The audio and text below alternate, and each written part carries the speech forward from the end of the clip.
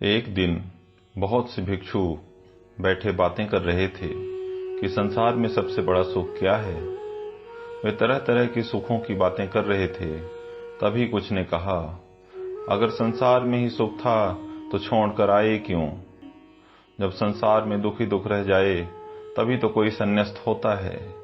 जब यह समझ में आ जाए कि यहाँ कुछ भी नहीं है, खाली पानी के बबूले हैं, आकाश में बने इंद्रधनुष हैं, आकाश कुसुम है, यहाँ कुछ भी नहीं है, तभी तो कोई सन्यासी होता है।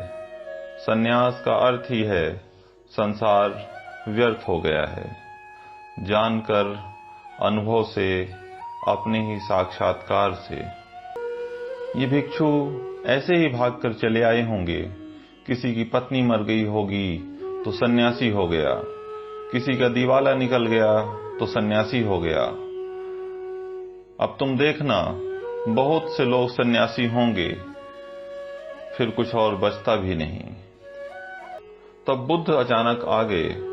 पीछे खड़े होकर उन्होंने भिक्षुओं की बातें सुनी, चौंके, फिर कहा, भिक्षुओं, भिक्षु होकर भी यह सब तुम क्या कह रहे हो?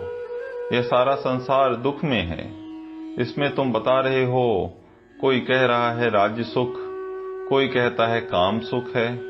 इसमें तुम बता रहे हो, कोई कह रहा भोजन सुख, स्वाद सुख।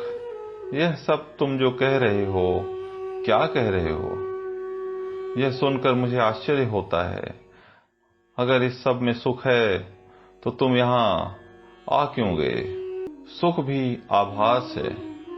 बुद्ध ने कहा, दुख सत्य है और सुख नहीं है, ऐसा नहीं, पर संसार में नहीं है। संसार का अर्थ ही है जहाँ सुख दिखाई पड़ता है और है नहीं, जहाँ आभास होता है, प्रतीत होती है, इशारे मिलते हैं कि है, लेकिन जैसे जैसे पास जाओ पता चलता है नहीं है। फिर सुख कहाँ है? भिक्षुओं ने पूछा। बुद्ध ने कहा, बुद्धोत्पाद में सुख है। तुम्हारे भीतर बुद्ध का जन्म हो जाए तो सुख है। तुम्हारे भीतर बुद्ध का आचरण हो जाए तो सुख है। बुद्धोत्पाद यह बड़ा अनूठा शब्द है। तुम्हारे भीतर बुद्ध उत्पन्न हो जाएं तो सुख है। तुम जब जाओ तो सुख है। सोने में दुख है, मूर्छा में दुख है, जागने में सुख है, धर्म श्रवण सुख है। तो सबसे परम सुख तो है बुद्धोत्पाद, कि तुम्हारे भीतर बुद्धत्व पैदा हो जाए। अगर अभी यह नहीं हुआ तो नंबर 2 का सुख है, जिनका बुद्ध जाग गया, उनकी बात सुनने में सुख है, धर्म श्रवण में सुख है। तो सुनो उनकी जो जाग गए हैं, जिन्हें कुछ दिखाई पड़ा है, उनके गुणों को अपनाओ, लेकिन उसी सुख पर रुक मत जाना। सुन सुनकर अगर रुक गए तो एक तरह का सुख तो मिलेगा, लेकिन यह भी बहुत दूर जाने वाला नहीं है।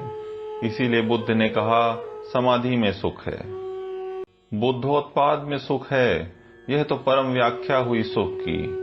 फिर यह भी तो हुआ नहीं है, तो उनके वचन सुनो, उनके पास उठो बैठो, जिनके भीतर यह क्रांति घटी है, जिनके भीतर यह सूरज निकला है, उनका प्रभात हो गया है। जहाँ सूर्योदय हुआ है उनके पास रमो, इसमें सुख है, मगर इसमें ही रुक मत जाना।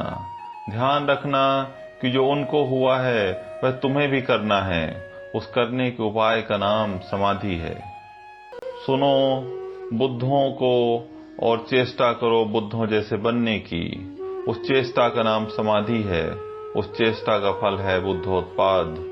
सुनो बुद्धों के वचन, फिर बुद्धों जैसे बनने की चेष्टा में लगना, ध्यान, समाधि, योग, और जिस दिन बन जाओ उस दिन परम सुख। मित्रों, ये थी बुद्ध की व्याख्या सुख के बारे में। उम्मीद है आपको पसंद आई होगी और इससे गूढ़ जीवन के सुख को समझने में आपकी सहायता हुई होगी।